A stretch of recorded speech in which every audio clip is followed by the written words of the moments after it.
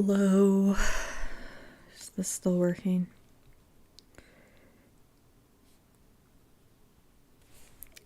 Yes, cool. Happy Valentine's Day, everyone. Doing anything special? 'Cause I'm not. All I'm doing is streaming today. I might do art later, but we'll see. I don't plan on finishing Walt's good ending today, but we're gonna try to get as close as possible. We do have 4 chapters left, though.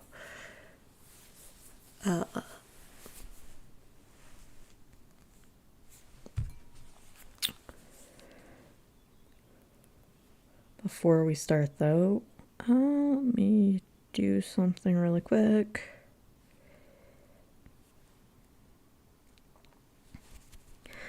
Okay.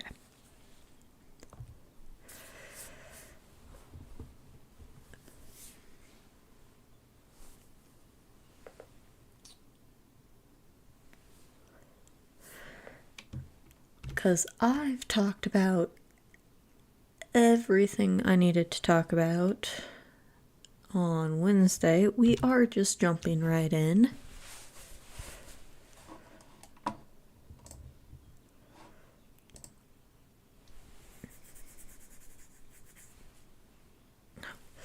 Okay. I feel that I cannot trust my eyes because it is indeed Mother standing before us. There you guys go.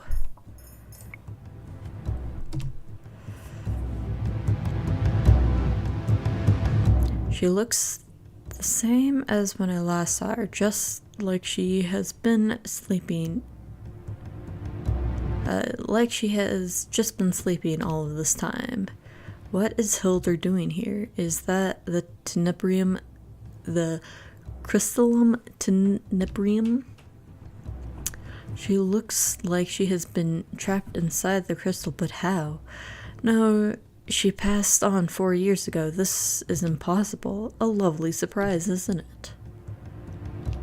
The king immediately moves to stand in front of me. Sir Mythos saunters towards us with a wide smile on his face, looking unperturbed. Isn't she exquisite? Even in slumber, she is still so beautiful. What is the meaning of this mythos? When Mythos does not answer, the king reaches for his knife and frowns. What exactly are you and Alacaster planning? I am stuck on my blanket.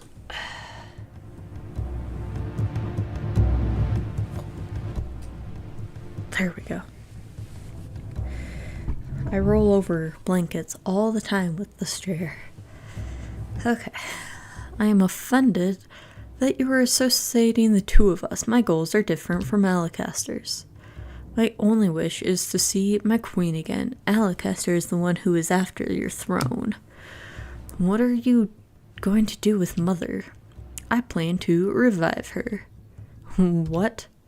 I stare at Sir Mythos, shocked. Revive Mother? Is it even possible to bring her back from the dead? I like how there's this giant plan to... Like, Hilda must have thought ahead, like... Obviously someone's gonna come and kill me. So let me just randomly one day put part of my soul into the crystal. So if I do die, my most loyal subject will hopefully bring me back one day. But it can't just be some any old witch. It has to be the next bear. So my daughter has to be the one that can bring me back. Like, was Mythos in on this plan the whole time, or did Mythos one day just find the crystal and was like, oh hey, my queen, she's here. I will just figure out a way to bring her back. Seems like kind of an odd thing. A very convoluted plan. She is still alive, dear princess. My queen is only sleeping. Her link to the tenebrium has allowed her to survive all of these years. She infused the last of her power with the crystal and merged with it. She was wise, yet even as the light grows dimmer, so too does the light of her life come closer to being extinguished. Once you have fully accepted your role as the new bearer of the crystallum tenebrium, her link with it will be severed and she will die. That's why I need you, princess. I need your power to bring her back to life. What? On your 18th birthday, you will inherit the crystal's power, and with the power, you will revive my queen.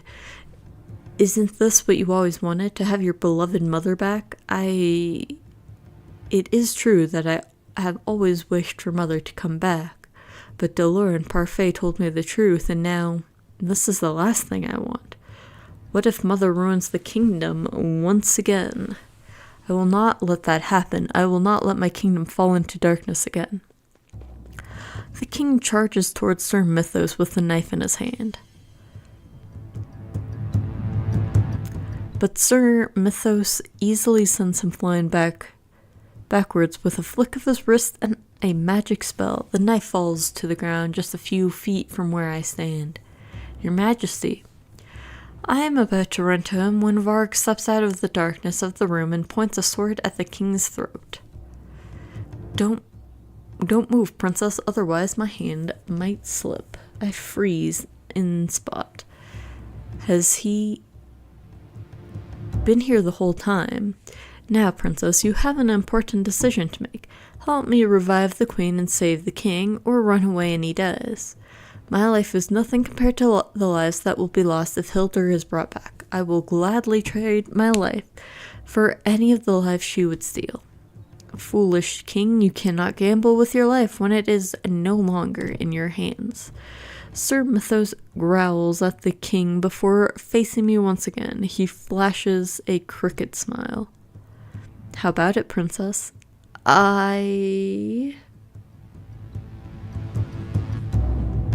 Oh. We actually need to decline this time. I think I agreed last time. I don't remember what I picked last time. I cannot let Sir Mythos kill the king, but I cannot let him revive Mother either. If I can just improvise, I might be able to hold them long enough for some backup to arrive. I catch a glimpse of the king's knife, which is just a few feet from me, when an idea strikes me. Oh no, that's right, we did decline last time because we pick up the knife and give Mythos a choice. Either I will kill myself or you let the king free. Walt's Parfait, Delore, they have to come to save us. I refuse. What? Sir Mythos looks at me irritated. The king, however, looks relieved. The king's blood shall be on your hands then, Varg. I quickly lean down to pick up the knife and hold it to my neck. Princess, what are you planning to do with that? Put that down before you hurt yourself. Let the king go or I will kill myself. I know you need me to revive Mother. Ha! Do not take me for a fool, princess. I know you do not have the courage to die a martyr. Annoyance simmers within me. Oh, are you sure of that? I swallow as I press the blade to my neck. I feel the sharp edge cut through skin, but the blade does not go deep enough to hit any vital parts. I cringe as my body is racked with pain and tears blur my vision. I am scared. You fool. Sir Mythos' face is pale as he attempts to step towards me. Now you see my resolve. Let the king go, Mythos. Mythos curses under his breath, his outstretched hand clenching into a tight fist before he draws it back. It's working. I feel myself relax, but my hope is short-lived and foolish. Mythos casts a spell, and the knife goes hot in my hand. A scream escapes my mouth as I fall to the floor and clutch at my injured hand. You have been a very bad princess. Your mother would be disappointed in you. I glare at Mythos, but he only clicks his tongue, face stern. This would have been so much more pleasant if you've chosen to work with me, princess. I will get what I want, princess. Even if I must break you to revive my queen, I will do it. I will suffer the consequences for it later. Mythos turns to Varg. Varg, put them both in this cell. I take a few steps back as Varg approaches us. All I manage to do is back myself into the wall. Varg looks at me amused, like a cat toying with a mouse. He takes another step, but I do not get to see the movements he makes afterwards. A bright light engulfs the area, inciting an agitated hiss from Mythos. Magic? But how? When the light clears, Varg is still standing, his eyes on my feet. I follow his gaze.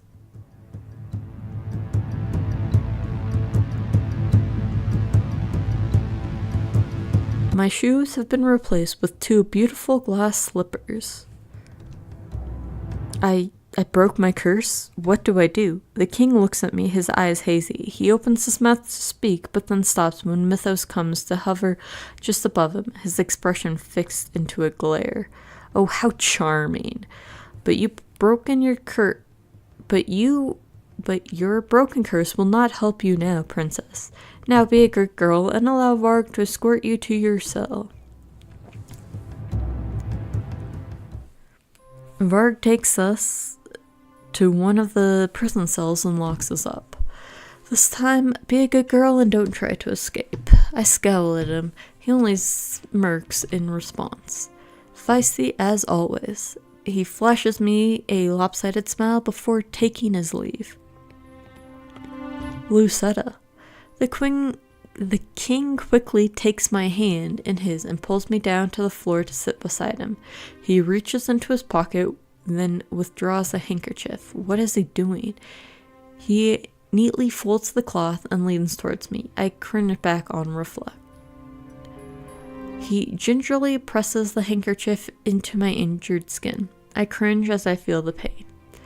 I'm so sorry, Lucetta. Your injury is my fault. You have nothing to apologize for. I did this to save you, and yet here we are. I mean, you both are alive still, so that counts for something. And the queen has not been brought back yet.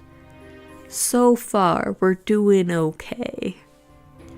I'm the one that owes you an apology. I turn my gaze away in shame. The king cups my cheek and turns my head so that I am facing him. The gesture is so gentle it moves me to tears. A father should be the one to protect his child, always. His face is twisted in pain, and as he stares at me, eyes brimming with tears.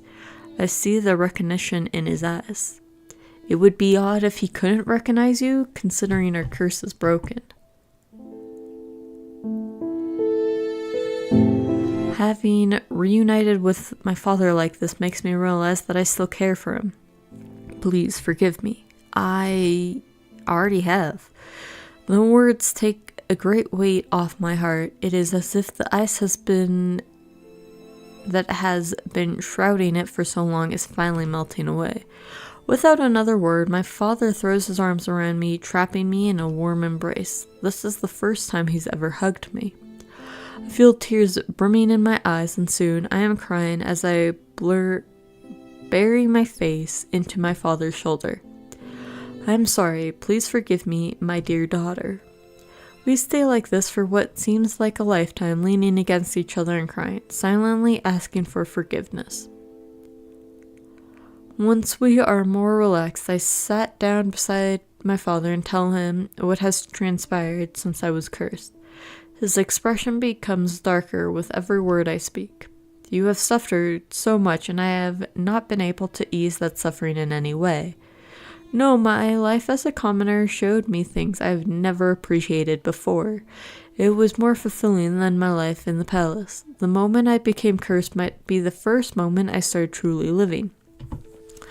I take a deep breath as I contemplate the question that has been in my heart all this time. Your Majesty, have you ever loved me? I am terrified, but still I force myself to look right at the king. I've always loved you, Lucetta. I valued you more than my own life. You are my everything, my daughter. I blink at him, my eyes filled with tears. I've waited so long to hear those words from you. If you loved me, why were you not there for me? Why did you let Mother do this to me? Was it because I was her daughter? It is true that you are her daughter, but you are also mine. I don't even remember how His voice trails off, and he avoids my eyes. He sighs softly. I was put under a spell that night. Months later you came along. I thought I could never bring myself to love you, not when you were the witch's daughter. I didn't catch it the first time, but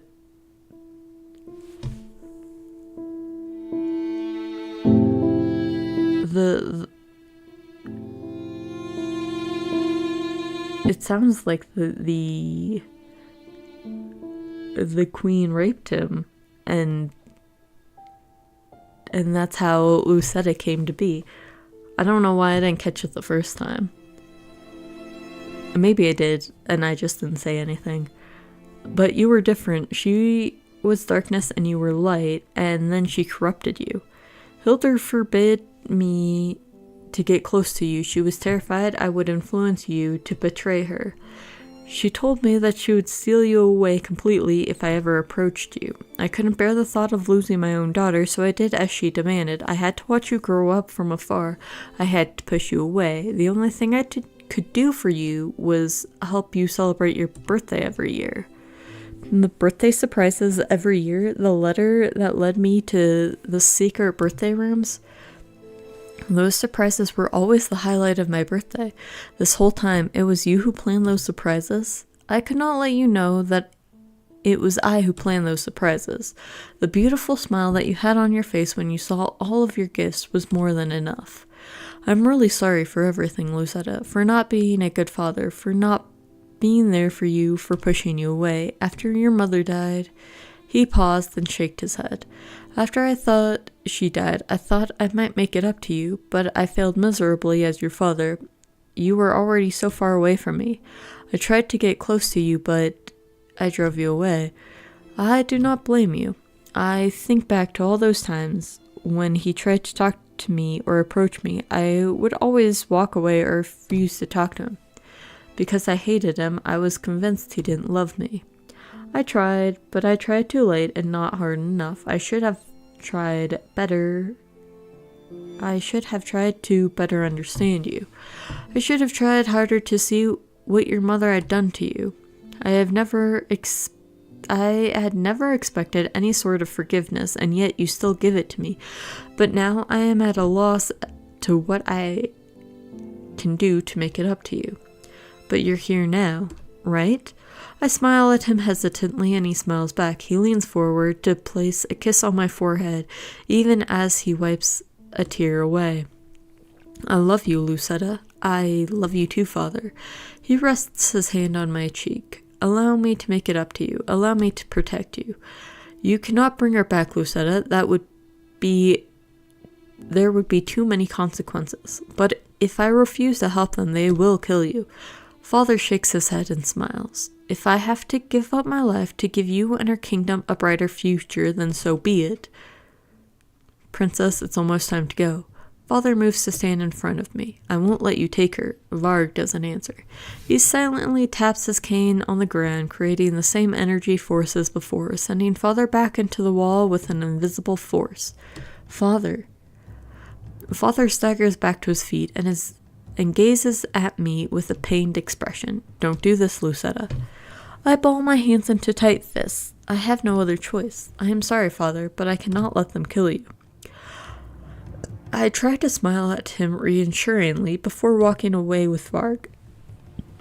The last thing I hear is him calling my name before Varg closes the door, and there is silence in the hallway. Are these prison cells padded or something? Why can't we hear him screaming anymore? But, actually, give me a sec. I really need the bathroom. I will be right back.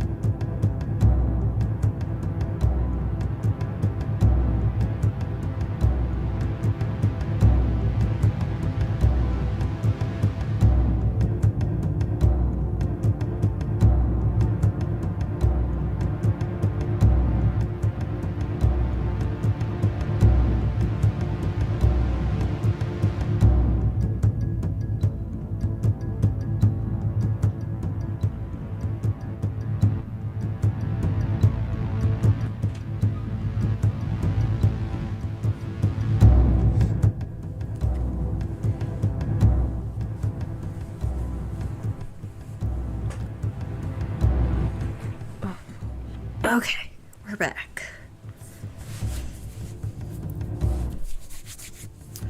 I am once again standing in front of Mother's crystallized form. Trying to get the blanket all situated. There we go. It's time, princess. Now put your hand over the crystal. I stare at my mother's crystallized form in silence, but fear takes hold of my body. Time is of the essence, princess. I do as commanded and set my hands on the surface of the crystal.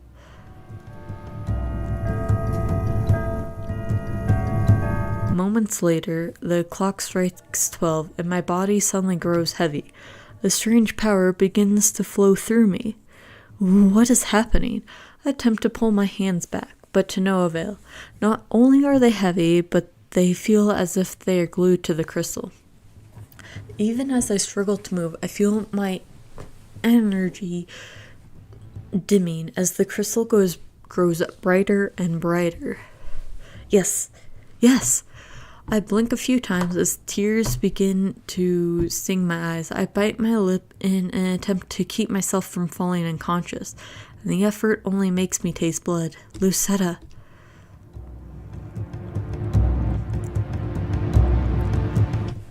Out of the corner of my eyes, I catch a glimpse of Walt by the door, his hand glowing as he prepares to cast a spell. Walt's eyes meet mine, his expression contorted in anger as he turns to glare at Mythos. This is madness, Myth.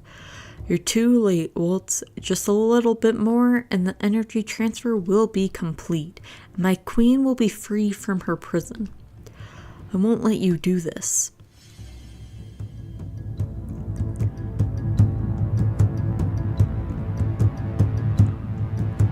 Walt releases a spell at Mythos, who quickly conjures a shield to protect himself. I feel so weak. I feel my knees give out. The next thing I know, Walt stands beside me with a dagger. He drives the edge of the dagger into the tenebrium surface, cracking it slightly, and then I am free. Walt catches me in his arms just before my body hits the floor. Stay with me, Lucetta. My body relaxes when I feel his arms around me. I squint up at his face, but his features are blurred, and I have to blink away a few times to clear my vision. We need to pick... I knew you'd come back. Thank you for trusting me. I will always come back for you, no matter the risks. Thank you. Don't speak, princess. Save your strength. How did you get in here? What? It looks like we made it just in time. Parfait steps through the hole in the wall that her outburst of magic created. She looks solemn. You, how dare you show your face here? You who tried to kill my beloved queen. Kill. Mythos raises his hand to cast a spell, but Parfait quickly freezes him in place with a flick of her wrist. I'm surprised, but then I realize that Parfait is the Lucis bearer, even in her weakened state, and it seems she is a force to be reckoned with. She turns to face me with a weak smile on her face. As the bearer of the Crystallum Lucis, it is my duty to stop Hildur. Such was my goal even back then, even when the two of us were dear friends. While Parfait is speaking, Varg slowly moves forward with his cane. He seems just about ready to bring it down to the ground when Parfait turns in place and casts a spell. The magic hits the cane head-on, shattering it on impact. Varg, however, seems surprisingly calm. I've mentioned this multiple times. I really like Varg. He's just like, oh, okay, whatever. Nonchalant about everything. Like, he's just there to witness it for himself. He does not care one way or the other if their plan succeeds or not. And it's great. It's a good thing that wasn't the only weapon I had, huh? Varg suddenly charges towards Parfait. Something silver and sharp glistens in his hand. Parfait doesn't even move as she casts another spell, knocking Varg back against the wall.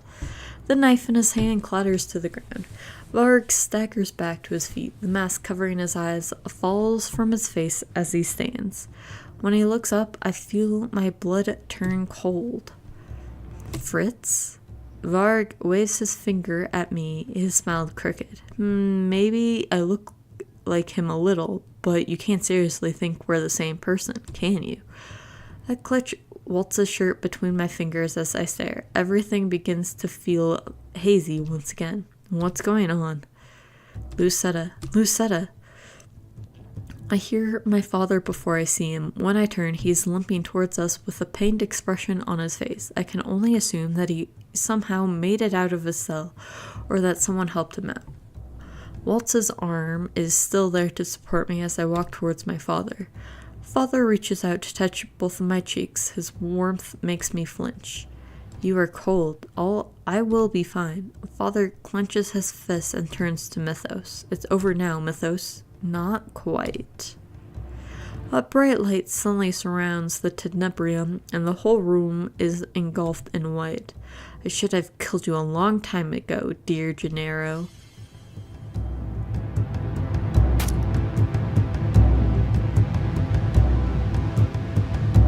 Ugh, Father.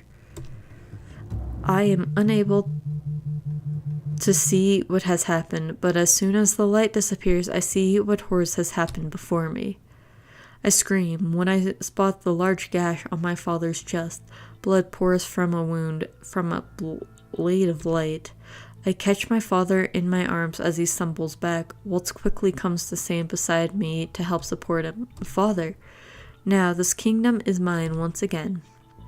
The voice is familiar, but distantly so. It is a voice from my memories.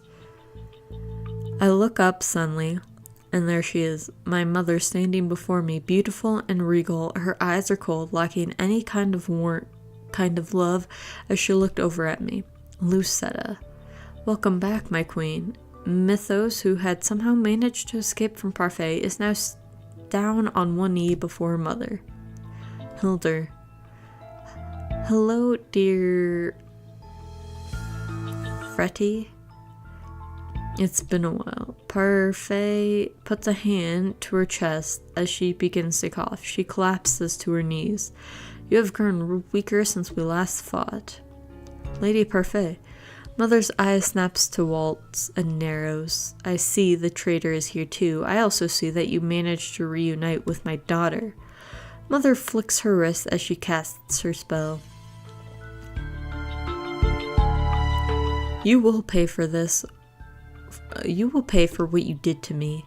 Step back. Parfait quickly steps in front of us. An invisible barrier appears just as Mother conjures a series of sharp ice projectiles. They bounce harmlessly off the shield, but I can feel the rumble in the ground as they tremble down to the floor. Ugh. Parfait. Parfait is still kneeling on the ground. Now I can see blood on her lips. Lucetta. I look down at my father. His shirt is soaked with blood, but his eyes are still barely open. Father. I feel tears brimming in my eyes. The room fills with light this time. Emitting from the floor slowly, our surrounding begins to blur. Go then, run away, Parfait. That's all you've ever done. Parfait's voice is pressed and pained as she speaks. We will stop you, Hildur. The last thing I see is my mother's wicked smile. Then the light swallows us whole. When the light fades, we are back in the marchand. Parfait is still on the ground, though now she seems like she might sink into it. Lady Parfait. I'll be fine. Just call Rumple, quickly. Walt darts from the room immediately. Father, please hold on. My father's clothes are now dyed a thick crimson that stains my hands and dress. Moments later, Walt returns with Rumple. He rushes over to the king the moment he sees him. Rumple tears my father's shirt open, revealing a deep wound on his chest. He quickly looks over his body, then attempts to apply pressure to the wound, but the bleeding does not stop. He's lost too much blood. Can't you do something? I will do my best, but there's only so much I can do, Princess. I cannot perform a miracle. There is a faraway look in his eyes as he says this, and an almost pained expression on his face. His helpless expression makes the panic surge in me again. You call yourself a doctor? Lucetta, calm down. I can't lose him, Waltz. I don't have much time left, Lucetta. I turned to look down at my father, his eyes filled with tears. No, don't say that, Father. I wanted to see you become queen, but it seems that this is the end for me. I collapse beside Father, and he reaches up a shaking hand to touch my wet cheek. Protect our kingdom. I can only nod at him. I will always be with you. I love you, Lucetta, and I am proud that you are my daughter. My father smiles at me, and it is so genuine and warm that it brings a fresh tear to my eyes. His eyes slowly close, but the smile never leaves his lips. Father? I shake him, but he does not react. No. I lean over my father, willing him to come back, to open his eyes, but he is no longer breathing. For the first time in my life, I cry for my father.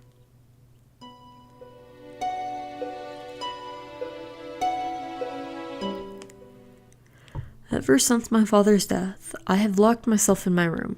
I am filled with constant grief and pain, but I've been numb on the inside. Even when I want to cry, the tears won't come.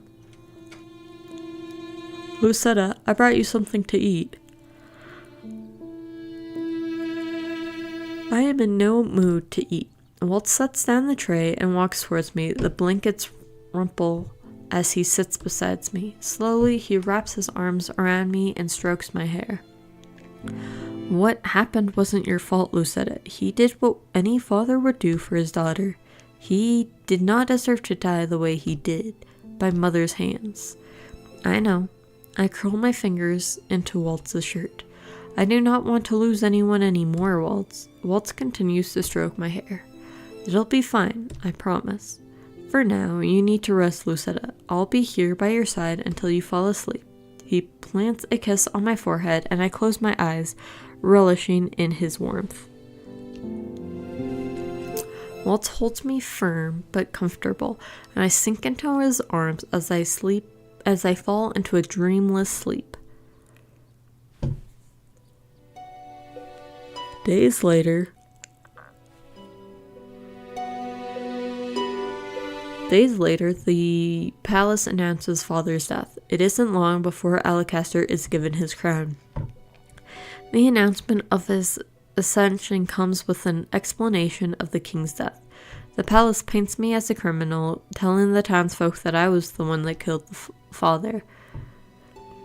I am labeled a fugitive and the royal family is officially declared missing. We have all been in hiding together since then, the royal family included. Now it's been 2 weeks since father died. The longer time moves on, the more aware I become of one gasping realization. Mother has not yet shown herself to the public. What could she be plotting? I place my hand over my heart, willing the pain away. Every time I think of father, I remember the sword of light that went through my father's body. Every time, enough time has passed. Even though I am suffering losses, I cannot stand idle. I have a promise to fulfill. I will protect our kingdom. I am about to go back to my room when Parfait calls me, Dolores standing beside her. Lucetta, can we talk with you? I look away, avoiding their eyes. What is it that you want to discuss with me? It's about the tenebrium. Despite Hilder's revival, it appears the crystal's light is still dim. That can only mean one thing. Hilder is still weak. Still weak. Hilder was absorbing all of your power when we found you. We interrupted the process. The crystal was not able to absorb all of the magic you now possess. That is why she is still weak. Also, there is something else that bothers me about the crystal. Something odd. Odd. The bearer has a very strong bond with that crystal, a mutual relationship of sorts. But that bond was absent when she returned. What are you saying? It seems as if the crystal is forsaking their bond. What? It seems even the crystal knows that Hilder's time has come and gone. Princess, the crystal has already chosen you as its next bearer. It's a small blessing, but it doesn't change the fact that Hilder is still the strongest witch. At least, that's what she wants us to think. Parfait and Delora exchange a glance. The crystal has chosen its next bearer, and you have just as much potential, if not even more. Delora turns to me, her usual lax expression more solemn. Are you ready to learn magic, Lucetta? Magic that you will potentially use to defeat your mother? I have never used magic before in my life. I have never been raised as a witch, and using magic to defeat mother? I do not know. Well, regardless of what decision you make, we'll all be here to support you. Delora and I want you to know that. How is it that they are still willing to help me when I was the one that caused this whole mess? I need some fresh air. I begin to walk towards the door when I see Ophelia walk in from the tavern. Our eyes briefly meet and she opens her mouth to say something, then stops when I shake my head. I do not want to hear her blame me for father's death. Certainly that must be what she is thinking. Ophelia frowns but does not speak. I quicken my pace, almost running as I head into the forest. The night is silent and calm. The and the only sound I hear is the gentle sway of the grass as I step through it. Mother is back because of me. If I hadn't revived her, Father would still be alive. How am I supposed to face everyone knowing that? Walt has been trying to cheer me up. While I appreciate his company and concern, even he cannot help me come to terms with my mistakes. I hear footsteps behind me. I turn to see Walt's approaching with a frown on his face.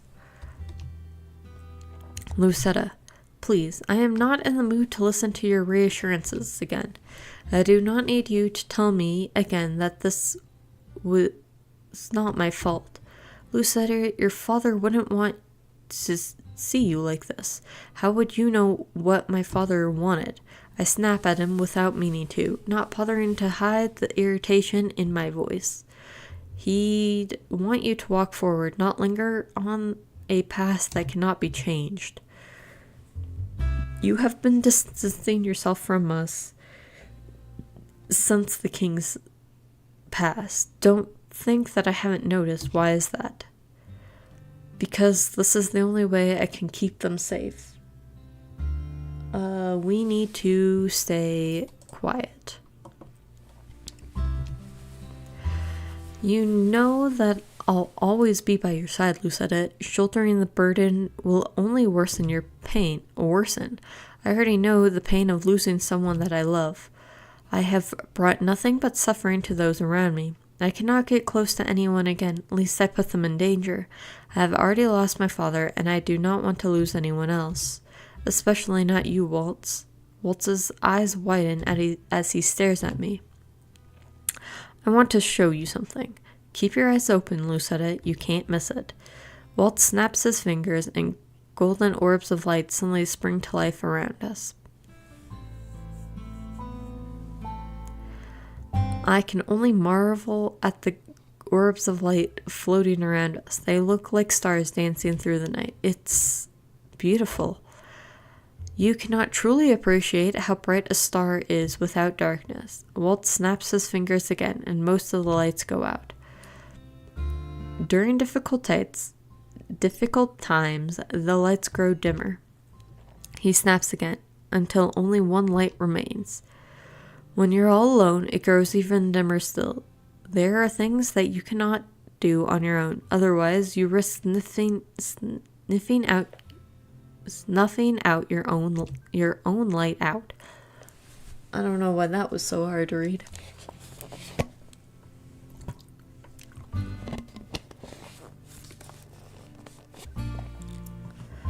Another snap, and the golden orbs return, this time in greater numbers. The lights are brighter than they were before. You're not alone, Lucetta. I love you, and it hurts to see you suffering alone like this. My heart is pounding so hard, I fear it might escape my chest. In this moment, it feels as if time has stopped, and it is just the two of us. All I can see is Walt's. As I stand here staring at him, I've come to a realization. I love him. When did this happen? After a few moments, I realize that it does not matter. I stand up on the tips of my toes so that I can cup Walt's face in my hands. I move before I can think, leaning over to place a light kiss on his lips. I feel an arm around me as Walt pulls me closer. The kiss becomes more heated, and I feel a gentle flame stirring in my stomach even as my mind becomes foggy. I feel his tongue on my lips, but when I part them, he has suddenly drawn away, his face deep red. Sorry, I needed to catch my breath. I feel the heat in my cheeks and have to fight back my embarrassment. I just kissed Walt. I look up at Walt, suddenly realizing how close he is to me. I quickly bury my face into his chest to hide my embarrassment. Walt's chest rises and falls with his gentle laughter. You're so cute. I close my eyes, allowing his warmth to envelop me like a blanket. I love you, my little star. This is not just your battle anymore, Lucetta. You don't have to carry this burden alone. So please, trust in me. Trust in us. I am overwhelmed, but Walt's words makes me feel strangely light. as if a weight has truly been lifted off my shoulder. I will. Thank you.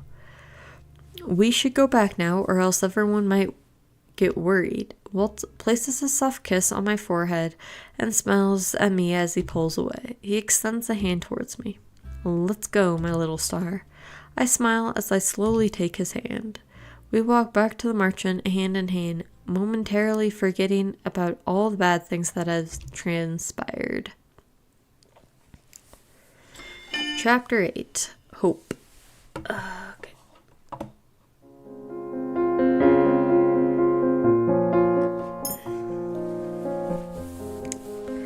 It has been almost 3 weeks since Mother's revival, and yet I have not heard or seen anything of her. What are you planning to do, Mother? Parfait told me before that the Tenebrium had already chosen me as the next bearer.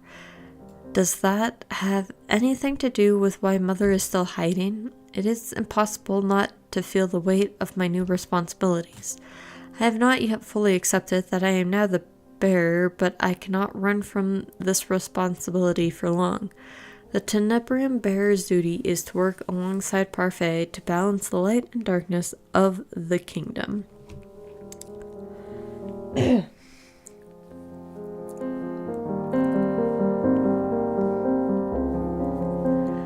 The balance had only just begun mending before Mother's sudden revival. For nights, I have been wondering if there is some way to stop Mother without fighting her. A small part of me hopes that perhaps Mother can still change. I think about that, and then I remember how Mother so heartlessly killed Father as soon as she had been revived. She was sleeping for 4 years, but that did not change her mind. Even now, I can only assume that she still means to make this kingdom suffer. It feels as if my heart is twisting itself into a knot. I gasp when a bright spark fizzles to life in my hands. I clench and unclench my hands, taking a deep breath to calm myself. Ever since I started trying to work with magic, it has been activating on its own. Whenever I feel any sort of deep emotion, some type of electricity sparks in my hands. It is all I can do to try and keep my emotions in check. The last thing I want is to accidentally burn down the merchant, or hurt anyone inside of it. Delora and Walt have both agreed to start teaching me how to use my magic. For the last few days, the forest near the merchant had served as the training ground. Parfait constantly cloaks the merchant in powerful magic to keep our presence hidden from Mother and the other witches. It allows us to use our magic without worrying about being tracked. Still, Parfait's constant spell has considerably weakened her. Delora and Walt tries to convince her not to cast it in the first place, but Parfait insists that we remain as close to the Tenebrium as possible rather than moving somewhere safer. She told us all that I need to be close to the Tenebrium as its bearer. As far as we all know, the crystal is still unmoved in the palace. I know that the chance I will face Mother in battle of magic is extremely high. Although I fear the outcome, I have no choice but to consider the possibility. Time is running out, and I do not have the luxury of waiting much longer. I must decide what I must do. They all still believe that I am the one who can stand up to Mother, even with so little practice. Last night, I told Parfait I would make my decision the next day, and that I would tell everyone what I had decided. Now it's time for that decision. When I step into the reception room, everyone is already there waiting for me. I catch Walt's eyes first. He cocks his head ever so slightly, his lips stretched into a warm smile. I nod at him and smile back. After, I take a deep breath before facing everyone. This is the first time I've spoken properly with everyone ever since my father's death. Before I tell you of my decision, I want to apologize for everything that I have done and for everything that has happened. Mother is back because I was a coward, and father died because I was weak. Lucetta. Ophelia is the first to respond. It wasn't your fault, dear. I stare down at the ground with my hands clenched. I try to will my anger away, but only manage a few deep, stilling breaths before I look up again. I brought Mother back because I feared that disobedience would have them kill my father, yet in the end he was still... The image of my father's smiling face flashes through my mind. I clear my throat. I promised him that I would protect Julia, and that is what I intend to do. I will do everything I can to protect her kingdom. Spoken like a true queen. The words are shocking, even more so when they come out of Dolores' mouth. Queen. Why do you seem surprised, princess? You know you're next in line for the throne. I hadn't even thought about being the next ruler. I'm not even sure I have the right qualities. Can I really do this? I wanted to see you become queen, to protect our kingdom. I cannot let father down. I have to do this for his sake, but the kingdom comes before the crown. I will only take the crown if I can win it back.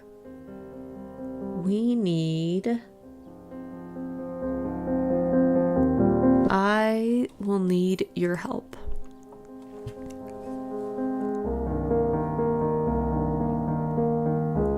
I am still weak, but that will not stop me from training every day until we face Mother.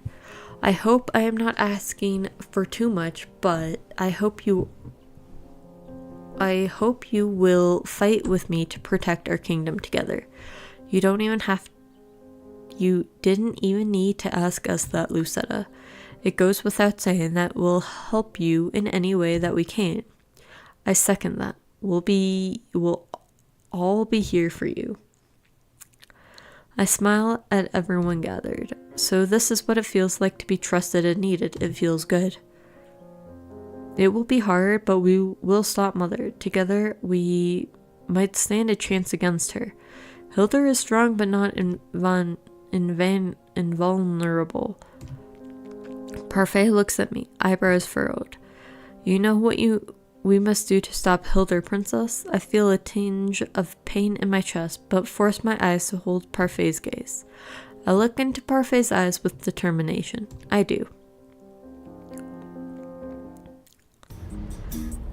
Later that same day, I resume my training with Walt while Parfait and Delora try to come up with a plan. Durin and Garland return to the town to listen for any information regarding Mother and Alacaster or any happenings in the palace. I force myself to focus only on learning how to use my magic as fast as I can.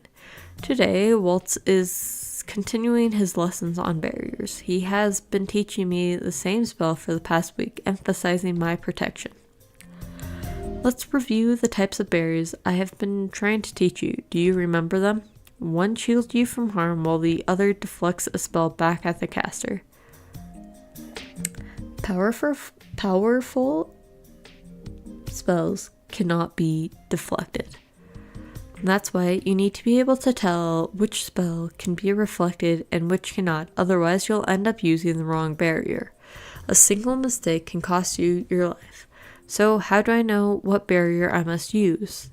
Allow me to demonstrate. You've seen me cast the spell many times, so you should be able to tell the difference between them.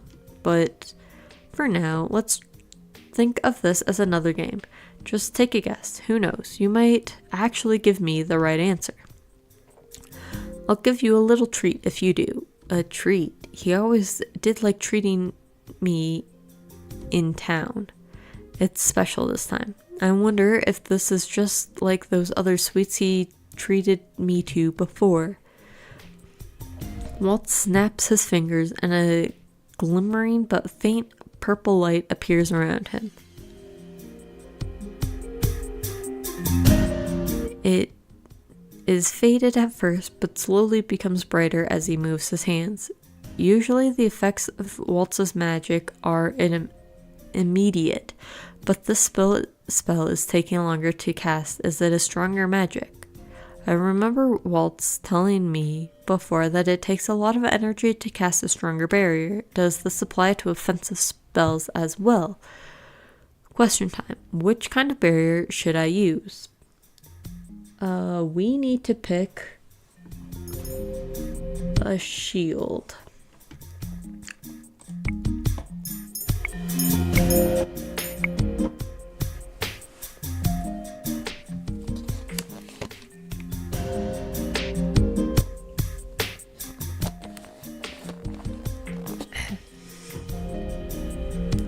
The slow casting time makes me think this seems like a powerful spell, and powerful spells cannot be deflected. Surely this is the right answer. Is that your final answer? My confidence is thwarted by sudden indecision. Lucetta, in the midst of battle, you won't have the luxury of time to think about your decision. I look at him and nod. It should be the right answer. That is correct. Now, prepare your shield. I have never shielded myself from a powerful spell. What if my barrier breaks? Trust in yourself, Lucetta. I do as instructed and stretch out my hands to cast a barrier to shield myself. Here I go. My hand shakes as Walt's spell collides with my barrier. I plant my feet to hold myself upright. Such a strong spell. When the light dissipates, I look up hastily, before smiling triumphantly when I see that my barrier is still in one piece. I did it. Well done, little star. I eye the barrier again. My heart sinks when I notice new cracks in its surface. My barrier. Don't fret, Lucetta. Even the strongest barrier will obtain cracks after being hit by a powerful spell.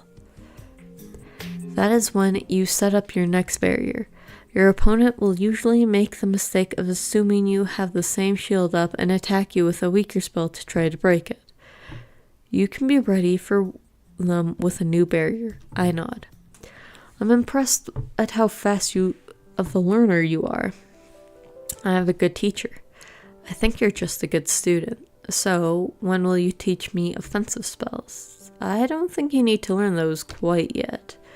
The witches we're up against will probably stick to offense, which means protecting yourself will be even more vital than trying to attack them. I told everyone that I would fight, and I meant it. If I need to hurt someone to save someone, I will do it. I look him in the eyes, my gaze unwavering. I still need to learn, even if it's just one offensive spell, Waltz. What if I need to help you? I cannot do that by just conjuring barriers. I will not lose anyone else this time, Waltz. I look up at Waltz, and my heart aches at the sight of his frown. I do not want to lose you either. That is why I need to be as strong as possible. I want to be able to protect you. Waltz makes his way over to me in just a few strides and pulls me into his arms. I will do whatever I can to save you from a repeat of what happened last time, Lucetta.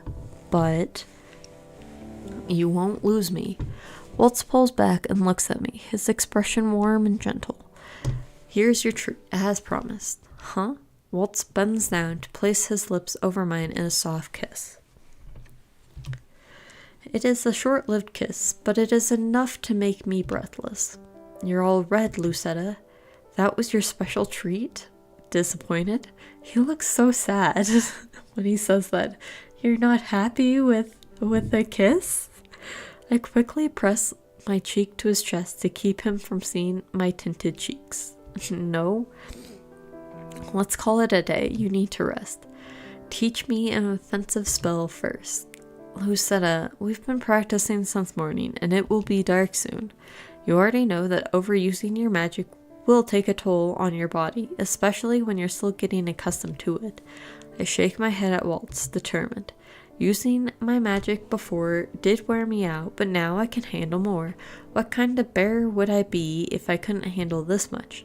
Please, I am begging you, Waltz. He eventually sighs and rubs the back of his neck. Okay, but just one spell. Thank you. He steps away from me. What I will teach you is a lightning spell. It's not for the faint-hearted. It will inflict excruciating pain on your enemies and also potentially paralyze them. I nod as Walt continues his explanation. Though I try my best to conjure the electricity, I have only managed sparks at the end of the day. I collapse onto my bed. I can feel the exhaustion lying over me like a blanket. I can barely move my arms after trying that lightning spell over and over again. I need to learn that spell as soon as possible. I yawn and then close my eyes. Sleep comes easy that night. Lucetta, that voice. Come back to me, my sweet princess. No. You have no choice in this, little one. You will come back to me, whether you like it or not. I will be waiting for you. I sit up in my bed, my heart pounding loudly in my chest and in my ears. A dream? I wipe unexpected beads of sweat from my forehead as I calm myself with steady breaths. No, I will never go back to you, mother. I end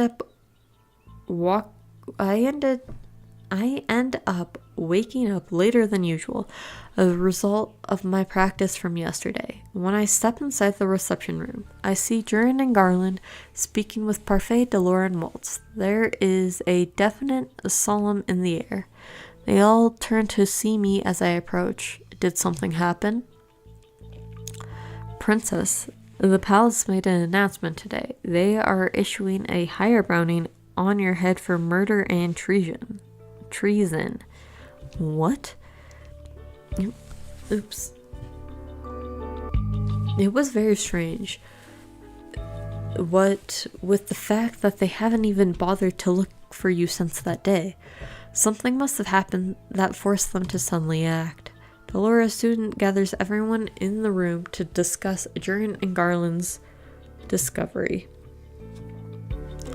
The only one who is not here is Annie's, who is in town buying ingredients for Marchand's meals. But Lucetta didn't kill anyone. Isn't there some way we can convince them? Alacaster is in power now, and the people favor him. Now that everyone remembers who I am, they are once again frightened of me. No one will listen to you. They haven't seen how much you've changed. If only they could understand your circumstances. Then they might be more sympathetic. I look at Emily in surprise and find myself smiling at her. Thank you for your kind words.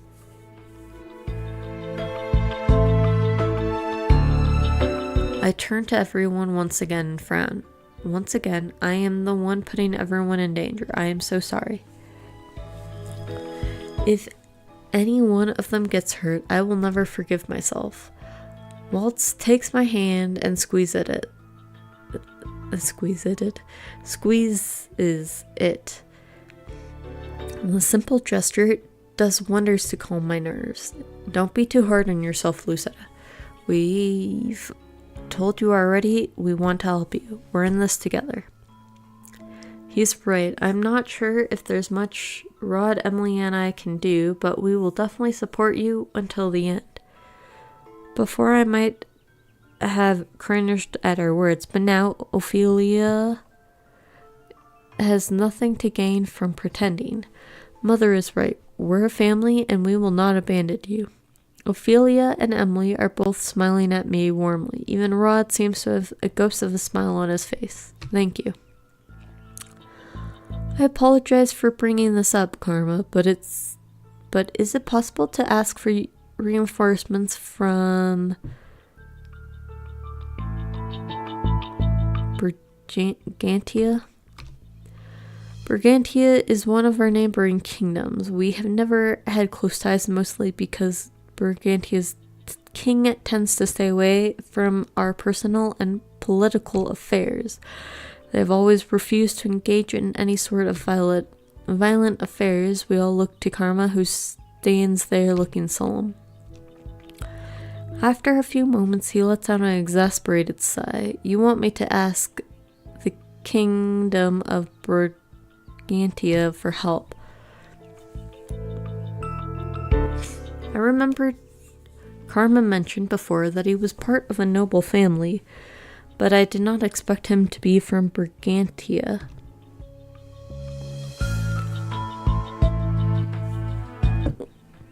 What is he doing here, and how could he possibly ask for help from the king? The king does not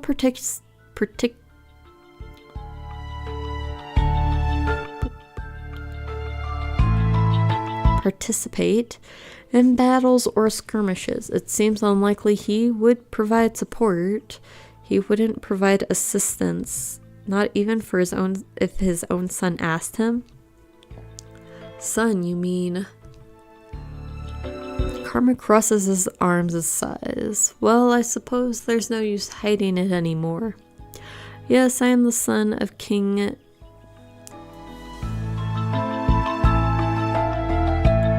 Clement of Brigantia.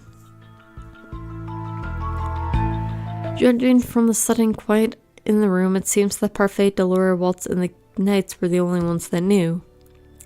You're the lost prince? The lost prince? Gennaro told me the king's oldest son had disappeared just a year ago. There were circumstances. My family never knew I had the fairy tale curse. I was forced to leave my kingdom so that I could come here to break my curse. He came to Angelia to break his curse? His eyes wander slowly to me, but then forces once more on the conversation. To answer your question, though, no, I do not believe my father would send help. He hadn't heard from me since I left a year ago, and he would most likely think me some kind of imposter unless I showed up at the kingdom's doorstep. Even then, he would have too many questions, and we would never get the help we were seeking in time.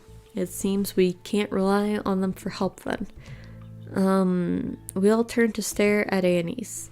The fine Lady Anise has suddenly appeared in the margin. What magic is this? I actually just came back. I'm sorry for startling you all, but I found this and I had to bring it back. Her smile fades as she pulls out a flyer for us to see. An announcement? From the looks of it, 4 days from now, Alacaster will make a speech about the changes that are to happen in Angelia. Changes? That doesn't sound very promising. It means bad news, but it may be worthwhile to take a look. This might give us some insight into what's happening at the palace.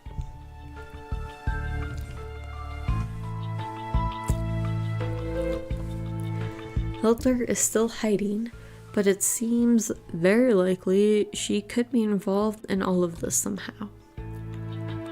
They could be plotting something special for that day. Garland and I go to the event then. Garland and I can go to the event then. We'll make sure not to stand out. I am coming too. Lucetta. I need to know what is happening. I cannot hide forever, Walt. I will go, and I do not need anyone's permission to do so. Well, I guess you're technically the next queen after all. Delora, don't encourage her. We both know how stubborn she is. She won't stay put even if we command her to. Delora looks at me and winks. Parfait lets out a heavy sigh. Waltz and Karma will accompany her then. Waltz nods. Karma looks somewhat startled, but eventually nods as well. So until that day comes, we all need to prepare for the worst case scenario.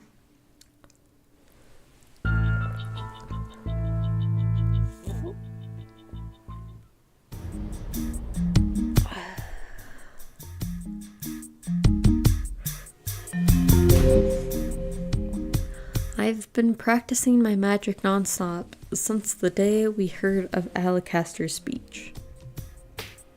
I continue to work on my barriers while also continuously attempting the one offensive spell Walt's tried to teach me. Okay, remember what I told you. Focus your energy on the tips of your fingers until you feel the current flow through your veins. Okay. Good, now try to cast the spell at me again. I stretch out my hand and imagine the energy gathering at my fingertips. I see sparks as I begin to cast the spell. Good, keep going. At the end of my casting time, I can feel the lightning snake up and down my arms. Now release it. I direct the spell at Walt with as much strength as I can muster, but it barely touches his barrier before it fades away. I groan. You're getting there, Lucetta.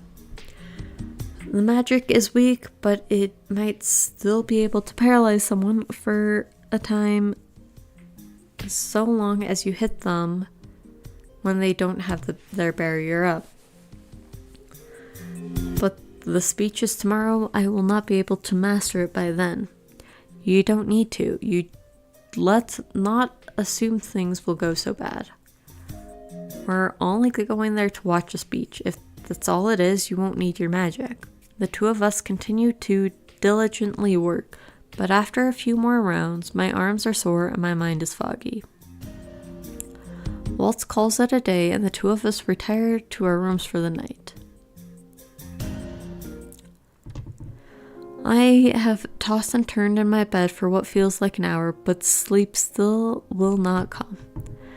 It has almost been a month since I last went into town, and it is impossible not to imagine the worst possible scenario for tomorrow.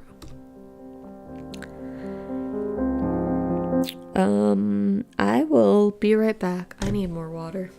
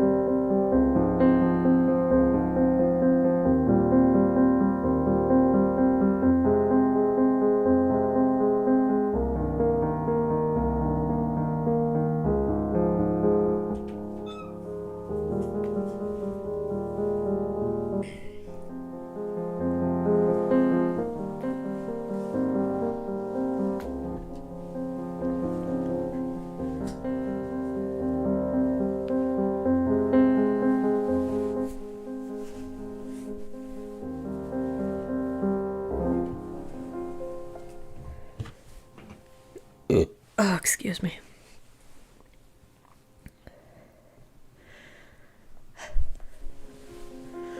I will probably be awake until sunrise. I turn my gaze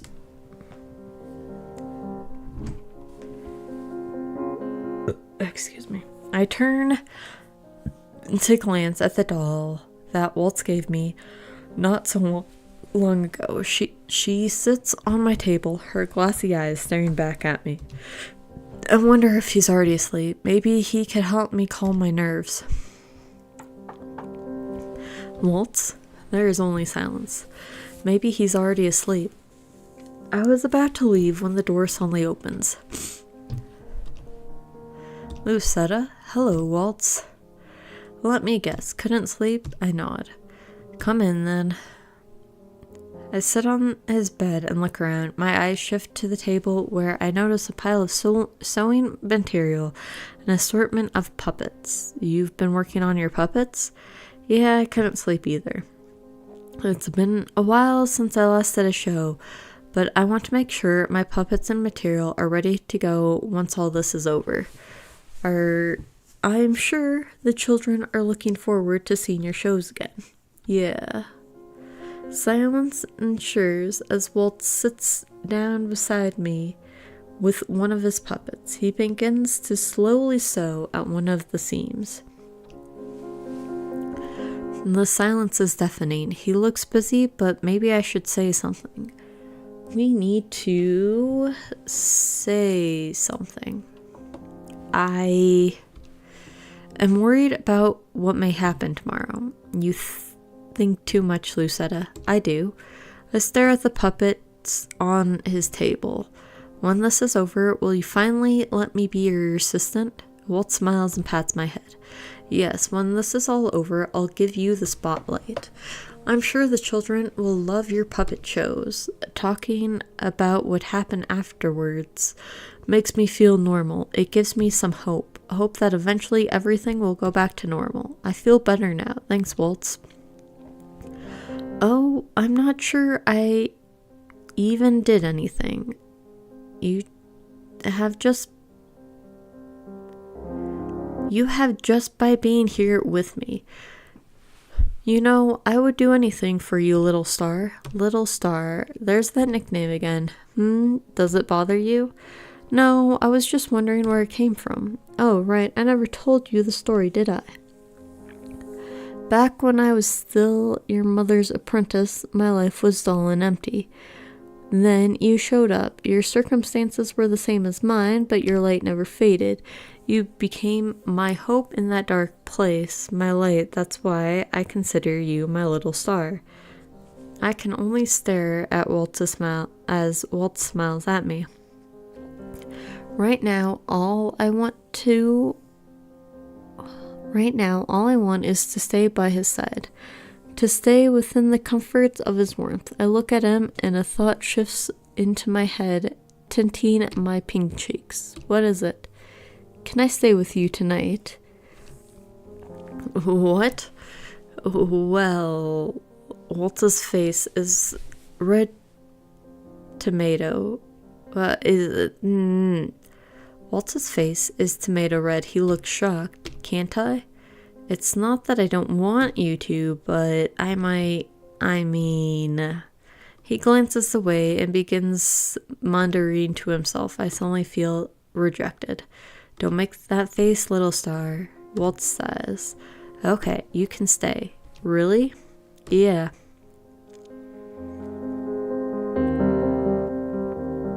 We both lay side by side in the bed, shifting only slightly. Walt is especially stiff. I wonder why. I loop my arms around his waist and snuggle into the crook of his neck. Walt tenses beneath me. I feel like I'm being punished. What? Nothing. Thank you for letting me stay. My room feels colder than normal tonight. I couldn't help thinking about tomorrow and then about father, and my words trail off as I try to focus on Walt's warmth. Please do not leave me as well, Walt. Lucetta, look at me. I move back to look up at him. Walt stares at me with an intensity that makes it difficult to look away. His features are illuminated by the soft moonlight, making them stand out all the more. My heart skips a beat. I'm not going anywhere, Lucetta. I will always be wherever you are. I promise to always protect you. I reach out to touch his cheek. Thank you. He smiles at me before putting his arm around my waist and pulling me closer. I snuggle against his chest, taking in his warmth. I eventually fall asleep in his arms. Today is the day. Everyone has been busy preparing for the speech. I was told to relax, but I have used the opportunity to move into the forest and get some fresh air. If only everywhere was as peaceful as this. Lucetta? I turn around to see Ophelia walking slowly towards me, a hesitant smile on her face. Ophelia. I'm sorry that I cannot be of much help during these stressful times. You've already helped me enough, Ophelia. You supported Father when I did not. You have to stay safe, you and the others. You've truly changed. Ophelia takes my hands in hers and looks at me solemnly. Promise me you'll come back to us. I'll be praying that nothing happens today, but if it does, I beseech you to put your safety first. Ophelia. I may not be your real mother, but you have always been my daughter. Guilt floods through me. I have been cruel to her ever since she first came into our lives, and yet she still treats me so warmly. I do not deserve your kindness after all I have done to you. Emily and Rod, I am so sorry. Ophelia pulls me into a hug and smooths down my hair. That's all in the past now, dear. What matters now is the present. I nod and close my eyes. I missed out on so many things when I closed my heart up to everyone. I have always thought I was alone, but I was wrong. Thank you, Ophelia. Sir Alacaster's speech starts in an hour, and everyone is making last-minute preparations before we go into town. Ophelia, Emily, and Annie's will stay behind as Rod Rumple volunteered to watch over them. Delora and Parfait left yesterday to attend a meeting with the fairies. Apparently, they found someone who holds important information about Mother and her plans. Emily approaches me, her eyebrows creased. Lucetta, should you see your mother there, what will you do? I haven't really thought about it yet. We are bound to face her sometime soon. I know that she is your mother, Princess, but are you emotionally ready to face her? I am taken aback by her question. Durin, I apologize for being blunt, but we all have to consider the worst possible scenario, don't we? I need to know if the princess is ready to face her. In a battlefield, one must not hesitate. Durin continues to look at me, waiting for my answer. I finally face her with determination. I will face her. I will stop her. Chapter 9. And we are going to call it here, I think. And we'll do the last 2 chapters next Wednesday.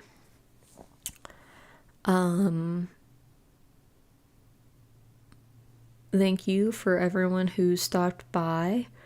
I hope you all have a good rest of your Valentines. And I will see you all next Wednesday when we finish this. After that, we are playing Final Fantasy III, I'm pretty sure. Which I'm pretty sure I've played part of it, but I know I've never finished 3 before. I've never finished a Final Fantasy game. I don't know what I'm saying. I've played a few of them, though. But anyway, like I said, have a good rest of your Valentines. I will see you all on Wednesday. Bye.